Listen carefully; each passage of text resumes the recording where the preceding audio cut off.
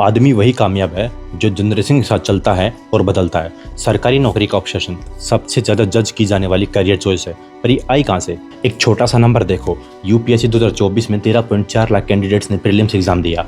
Total vacancies थी 1056, मतलब लगभग 1300 लोग एक सीट के लिए कॉम्पीट कर रहे थे। सक्सेस रेट 0.2%, मतलब 1000 में से बस 2 लोग सिलेक्ट होंगे। साइकोलॉजी में कॉन्सेप्ट है स्कार्सिटी माइंडसेट, मतलब जब कोई इंसान या कोई पूरी कम्युनिटी लंबे समय तक स्कार्सिटी या किसी चीज़ की कमी में रहती है तो वो सोच उनके डीएनए में आ जाती है। जैसे गरीब होने की सोच सिर्फ तुम्हारी नहीं रहती, वो तुम्हारे बच्चों में भी जाती है और फिर उनके बच्चों में भी। स्कार्सिटी में हमारा दिमाग अपने आप रिस्क अवॉइड करता है। जो चीज़ गारंटेड हो बस वो अट्रैक्टिव लगती है, और जो चीज़ अनसर्टेन हो, बेशक उसका पोटेंशियल ज़्यादा हो, वो चीज़ डरावनी लगती है। अब सोचो, इंडिया की पूरी जनरेशन स्कार्सिटी में कब रही? एक तो ब्रिटिश रूल के टाइम, और दूसरा 1943 बंगाल की भूखमरी के वक्त, और तीसरा पार्टीशन के टाइम। देखो, ट्रॉमा एक ऐसी चीज़ है जो एक जनरेशन से दूसरी जनरेशन में ट्रांसफर होती है।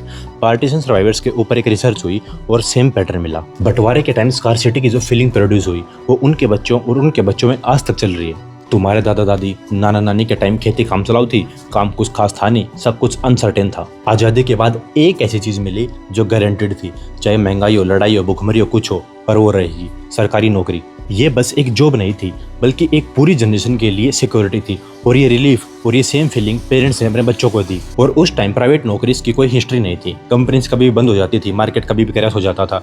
बस एक सरकारी नौकरी थी जहाँ श्योरिटी थी पेंशन की, मेडिकल फैसिलिटीज़ की और स्टेबिलिटी की। भाई, हमारे पेरेंट्स ने जो हमें सिखाया वो गलत नहीं था। दिक्कत ये है कि बस उनकी सोच टाइम के साथ अपडेट नहीं हुई। उन्होंने नहीं पता था कि 2000 के बाद दुनिया इतनी फास्ट बदलेगी। आज के टाइम प्राइवेट सेक्टर काफ़ी रिलायबल हो चुका है। इन्फोसिस, टीसीएस, विप्रो 40 साल पहले ये नहीं थे, आज लाखों एम्प्लॉयज इनमें काम करते हैं। इसलिए कहते हैं टाइम के साथ अपने आप को ढालना बहुत ज़रूरी है, वरना तुम भूले रह जाओगे।